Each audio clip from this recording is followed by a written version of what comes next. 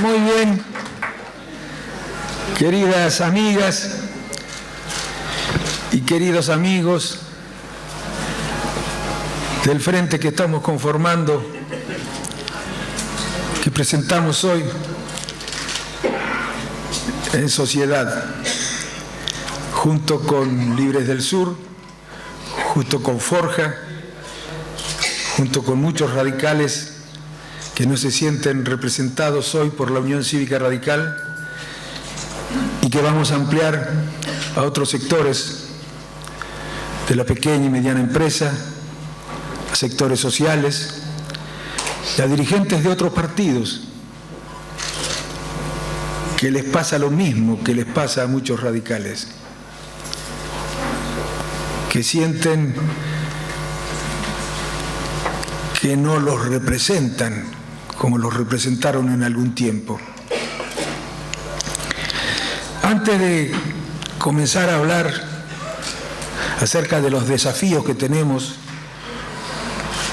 como frente, quiero darles una información. Quiero contarles algo que para mí fue doloroso, que me costó mucho tiempo, no fue difícil, no fue fácil, me costó mucho tiempo decidirlo. Pero entre las penas y los dolores y las convicciones, prevalecen las convicciones. Hoy le presenté a mi partido, al presidente de mi partido, la renuncia a la afiliación a la Unión Cívica Radical. Yo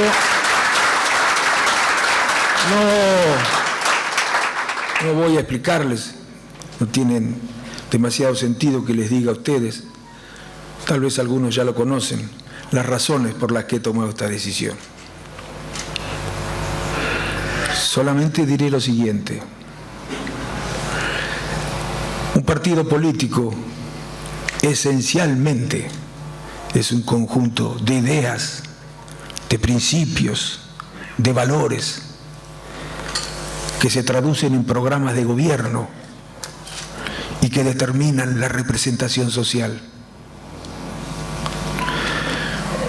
Pues desde el año 2015 la Unión Cívica Radical ha venido defendiendo programas y representando sectores que nada tienen que ver con la razón de ser de la Unión Cívica Radical.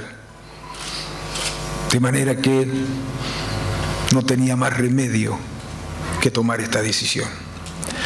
Antes de que se enteraran por los medios, quería decírselos a ustedes. Hoy hay medios aquí que seguramente trasladarán la noticia. Quiero decirles además que me siento muy contento. Me causa alegría poder trabajar otra vez con Libres del Sur. Lo digo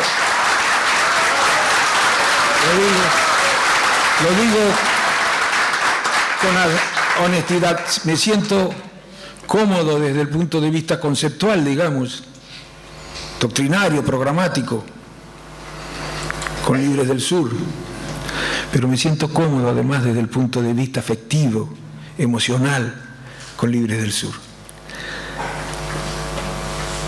Yo trabajé con Humberto Tumini y con Jorge Ceballos en el año 2013 y recorrimos los lugares más difíciles del Gran Buenos Aires, con ellos procurando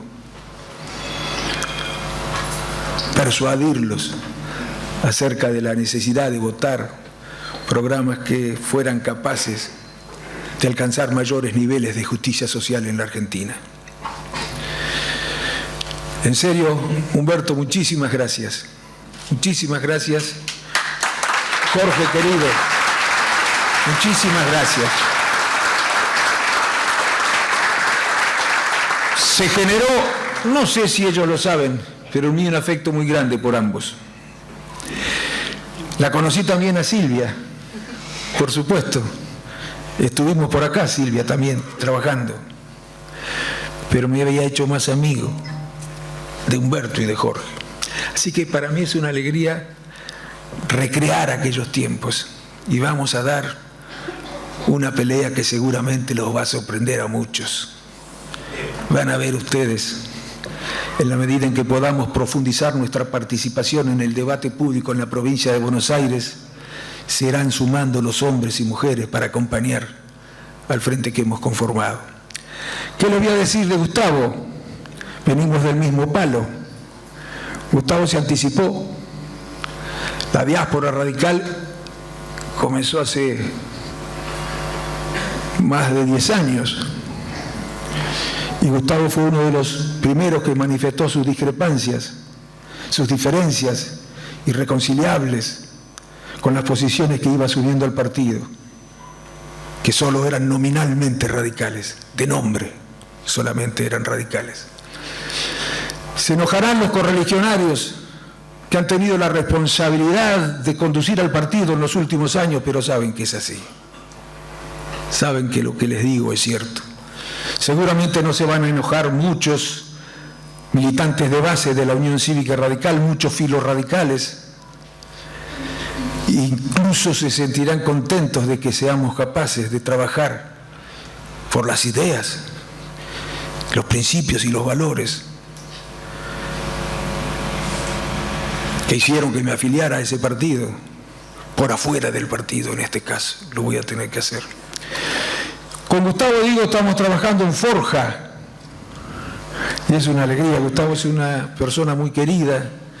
Yo no sé si todos los conocen, los de Forja sí, pero en la política, en el fondo nos conocemos todos, y Gustavo es una de las personas más queridas en el ámbito de la política, y con mucha consecuencia y mucho compromiso con los sectores populares, con los sectores que precisamente necesitan del Estado y de la justicia, del Estado y de la política para poder mejorar sus condiciones de vida. Dicho esto, permítanme ser breve y hacer una referencia al desafío particular que tenemos en estas elecciones. Y permítanme dedicarme a lo que tiene que ver con la cuestión social, a lo que puede pasar con lo social si este gobierno tiene éxito, si este gobierno logra llevar adelante el programa que planteó a los argentinos en la campaña. Lo primero que tenemos que tener en cuenta desde lo social es que este gobierno despolitiza la economía. Para este gobierno, y no es muy original, muchas corrientes de pensamiento sostienen lo mismo. Para este gobierno, digo, lo mejor que pueden hacer los gobiernos por la economía de un país es no meterse con ella. La economía es algo que debe organizar y resolver el mercado, lo privado.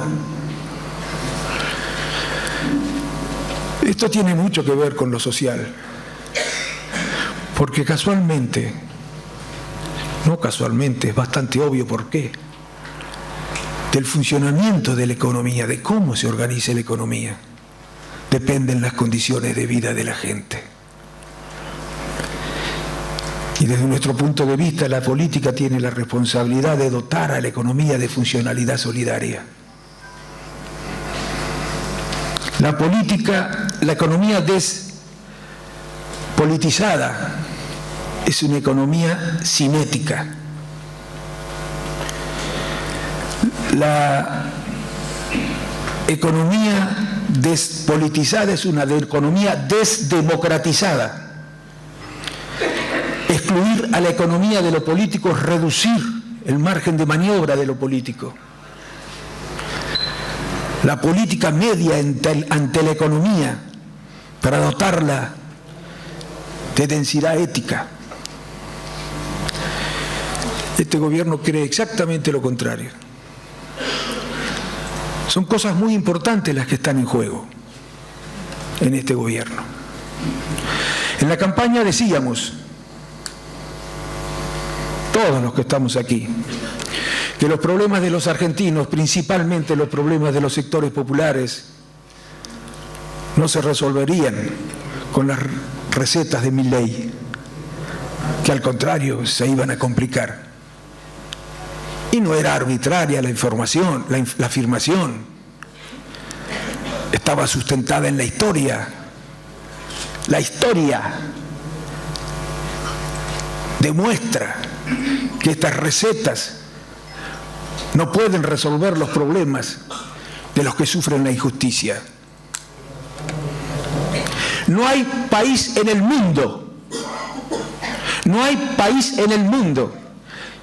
que haya podido progresar de manera significativa en lo social aplicando estas políticas. No van a encontrar ustedes ningún país que haya progresado socialmente aplicando estas políticas. La historia del progreso social demuestra que las políticas que lo hicieron posible son exactamente las contrarias, no son las que aplica este gobierno. La realidad nos está dando la razón. Los hechos nos están dando la razón. Algunos todavía, y habría que debatir por qué, pero no se puede ahora, ni es una discusión sencilla. Algunos todavía conservan esperanzas. No será demasiado simpático lo que les voy a decir, pero la política no está para decir cosas simpáticas como creen algunos ahora, ¿no? La política no está para sintonizar con la sociedad, aun cuando discrepe con la sociedad. No van a cambiar las cosas.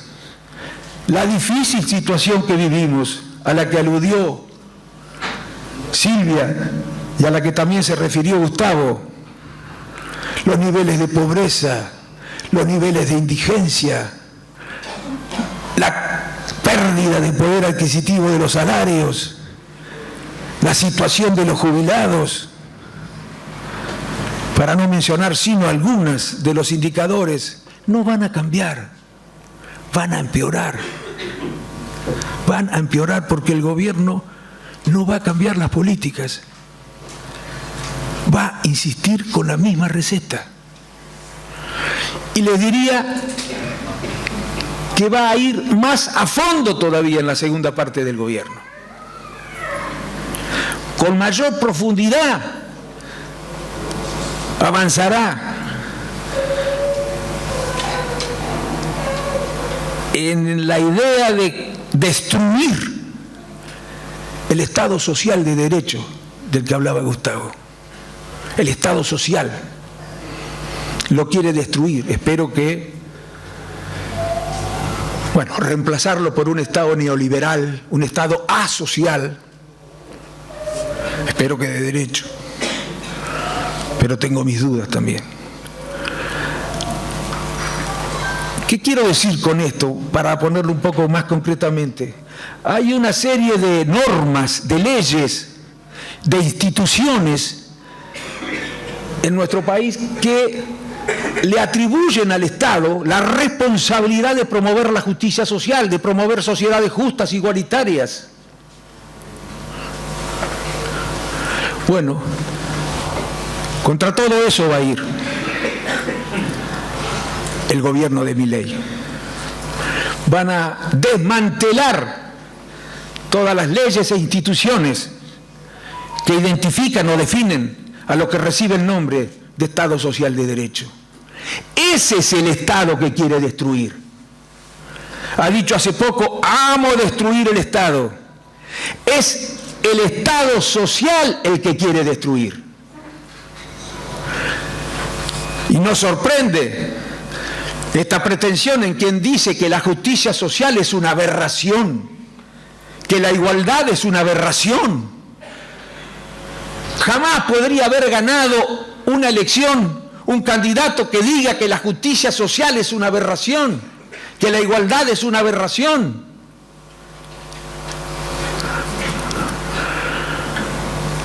Eso es lo que quiere destruir. Y tenemos que detenerlos, muchachos. Y podemos, nosotros tenemos una gran responsabilidad. Por supuesto que no depende solamente de nosotros, podremos hacer las cosas muy bien, podemos trabajar mucho, con mucho esfuerzo y no ser comprendidos. También podemos equivocarnos, desde luego.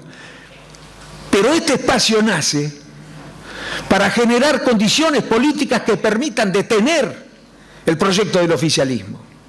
Ustedes me dirán, ¿pero cómo lo vamos a detener, Ricardo? Si eso solamente se puede detener con un cambio de gobierno. Y en estas elecciones no se elige presidente. Y es cierto. Pero ¿saben una cosa? Muchísimas de las decisiones que tienen que tomar para poder avanzar en esa dirección pasan por el Parlamento. Como pasaron por el Parlamento muchas de las decisiones que hoy tomaron, que han tomado ahora, como el RIGI, por ejemplo, que causa un daño terrible a la economía argentina y con ello a los trabajadores nacionales y con ello a la industria nacional, que le causa un daño terrible a la recaudación nacional y con ello a los servicios esenciales que debe prestar el Estado a partir de la recaudación que reciba. Van a avanzar, por ejemplo, no tengan ninguna duda, muchachos, van a cerrar las universidades en el Gran Buenos Aires o las van a arancelar o las van a privatizar. ¿Han visto ustedes lo que dijo Macri cuando apoyó el veto a la fórmula que actualiza las jubilaciones? ¿Han visto ustedes? Introdujo un tema que no estaba en discusión. En ese mismo tuit en el que comunicó a la sociedad que acompañaría el veto, dijo, traído de los pelos, que el anterior gobierno y el gobierno del Frente para la Victoria, como se llame, porque cambian de nombre los partidos hoy en cada tanto y es muy difícil recordarlos, dijo, habían creado de manera indiscriminada, irresponsable y populista universidades nacionales en el Gran Buenos Aires. ¿Ustedes se dan cuenta, muchachos? Hemos perdido capacidad de asombro. ¿Qué dirían si en lugar de decir eso hubiera dicho esto? Han abierto de manera indiscriminada, irresponsable, populista, escuelas en el Gran Buenos Aires. ¿Qué dirían ustedes? Son nuestros hijos los que están en juego, ¿eh? Nosotros ya somos bastante grandecitos, pero serán nuestros hijos que tendrán que vivir en un mundo que dependerá su amabilidad de lo que pase en estos años, ¿eh? ¿Se acuerdan cuando María Eugenia Vidal decía que a las universidades del Gran Buenos Aires no van los pobres, que van los ricos? ¿Se acuerdan? Además de la ignorancia supina que supone hacer esa afirmación. Gustavo da clases acá y sabe bien cuántas generaciones fueron las primeras que se recibieron en la universidad una vez que fueron creadas en los distritos del Gran Buenos Aires. ¿Saben cuántos chicos inteligentes, trabajadores, exigidos, con una profunda vocación, querían ir a la universidad y no podían hacerlo? ¿Puede haber algo más doloroso que eso? ¿Más injusto que eso? ¿Pero puede haber algo más injusto que eso? A mí me han pedido las madres, yo les estoy hablando de hace 10 años, cuando recorría las provincias, si no podía ayudarlas para que sus hijos pudieran ir a la universidad. ¿Qué les pasaría a ustedes si un hijo de ustedes le dijera que quiere ir a la universidad porque tiene una vocación a prueba de fuego y no lo pueden mandar? Si estos fueran hijos de la clase media los que gobiernan, o si fueran jubilados, O si fueran trabajadores, seguramente no estarían aplicando las políticas que están aplicando. Gobiernan para los ricos. Y despolitizar la economía es colocarla a la organización de la economía en manos de los ricos. Dicen que la mejor manera de gobernar para los que no son ricos es gobernar para los ricos. ¿Y si es al revés? ¿No será que la mejor manera de gobernar para los que son ricos es gobernar para los que no son ricos? Que sean ellos los que digan qué decisiones tienen que tomar los gobiernos. Bueno, te digo, van a ir, me extiendo demasiado, van a ir por las universidades. No tengan ninguna duda.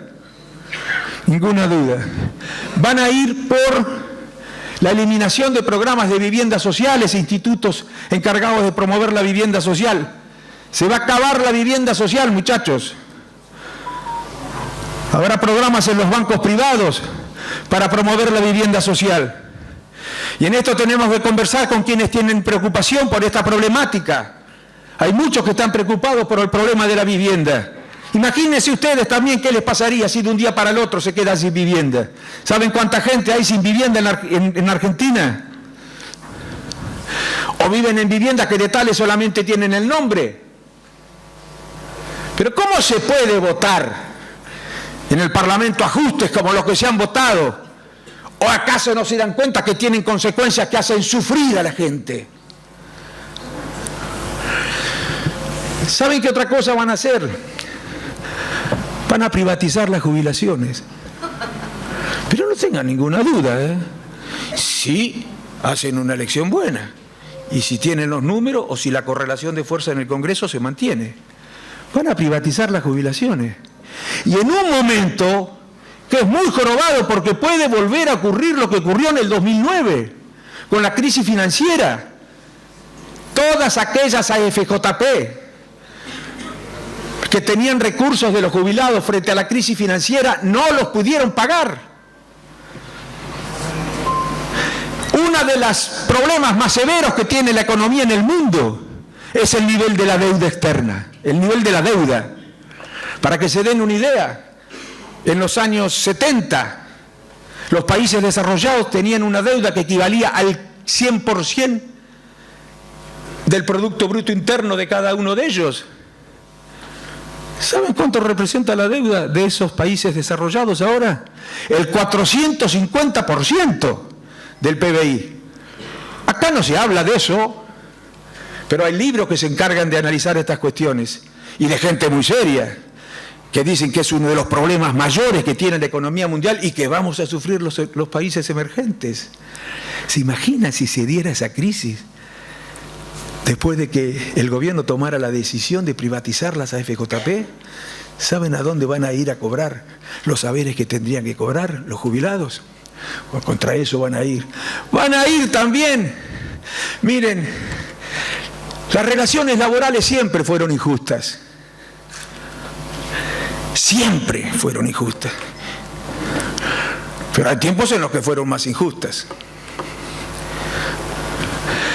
Bueno, ahora dicen que con la nueva economía, con esta economía deshumanizada, asocial, con esta economía que en lugar de ponerla al servicio del hombre, pone el hombre al servicio de la economía, así literalmente es. Ahora con esta economía dicen, bueno, tenemos que, si queremos generar empleo, si queremos que haya más empleo, menos desempleo, vamos a tener que renunciar a derechos, Vamos a tener que renunciar a muchos de los derechos que habían conquistado los trabajadores con el ayuda de las fuerzas progresistas, porque si no, el empleo va a caer. ¿Qué es lo que nos están diciendo? En el fondo, y lo aceptamos con naturalidad. Incluso a veces los que trabajamos lo aceptamos con naturalidad. Nos están diciendo, miren muchachos, la nueva economía nos obliga a ir a tiempos en los que era regular el trabajo como en los tiempos en los que era muy injusto trabajar. Eso es lo que nos proponen. Para poder garantizar mayor trabajo, tenemos que asegurar también que la injusticia es más grande. Bueno, y van a recibir el acompañamiento en el Parlamento si no los detenemos. van a reducir los presupuestos en salud y en educación, porque para Milei la educación debería ser también una función del sector privado. Lo ha dicho más de una vez y no va por eso, es porque no se dan las condiciones subjetivas. Y si no avanza más contra la democracia es porque no se dan las condiciones subjetivas, porque la sociedad no está dispuesta a tolerarlo, pero guarda, y que no empiecen a ganar en el mundo los presidentes autoritarios, porque se van a sentir envalentonados algunos.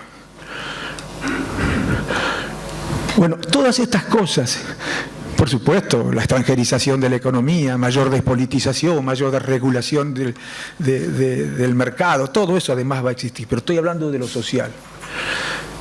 Ustedes me dirán, sí, lo tenemos que frenar, tenemos que pararlo, pero esas cosas se paran cuando cambiamos el gobierno y no elegimos presidente. No cambiamos el gobierno.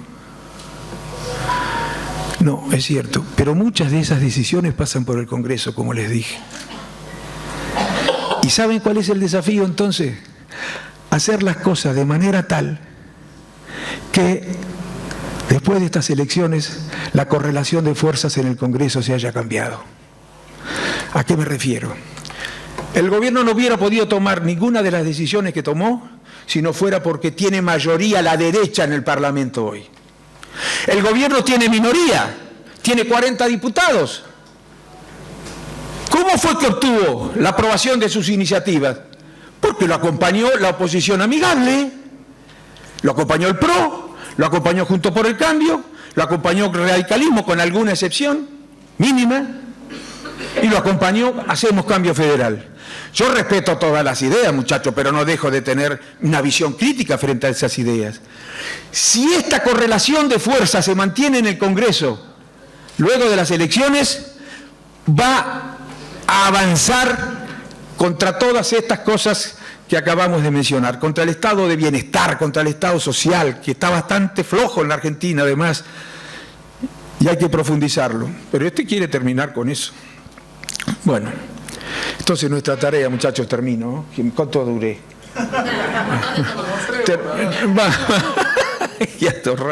Bueno, yo les digo, miren, muchachos, tenemos una gran responsabilidad. ¿Que es difícil? Claro, es difícil. Todo es difícil en política. En realidad, lo que es fácil no es importante. Eso es en general, por lo menos. Si las cosas son fáciles, seguro no son tan importantes. Las cosas importantes son difíciles. Y vamos a tener que enfrentar muchas adversidades en esta tarea. Pero es una tarea épica. Tenemos que lograr obtener en la provincia de Buenos Aires, y ojalá esto se repita en otras provincias del país, la mayor cantidad de diputados progresistas y senadores progresistas para que puedan quebrar a la derecha en el Parlamento. Hagamos un esfuerzo grande. Si tenemos éxito, ojalá pudiéramos ganar, pero por lo menos que hagamos una elección que nos permita aportar al progresismo existente nuevos diputados y senadores progresistas para frenar el proyecto del gobierno. Y luego de esta elección no terminó la tarea. Vamos por más, muchachos. Porque tenemos que pensar en el 2027. Ahí hay que darle el golpe definitivo. En el 2027, todos juntos, para desterrar a la reacción, a la derecha y a la extrema derecha. Muchísimas gracias.